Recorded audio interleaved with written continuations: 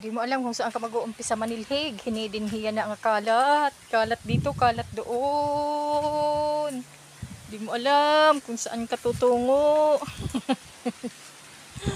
Balitaw, hindi mo alam kung saan ka mag-uumpisa manilhig. Daming kalat. Pastilan Ginoo.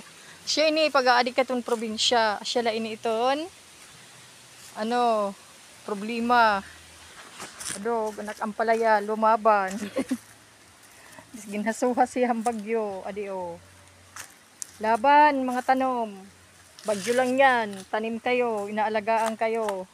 Bagyo na yan, wala yan nag-aalaga, kaya nagwa-wild sila. At saka, ang aking balon, ang aking tubig ay, tcharan! Puno ng tubig. Nasaan ka na?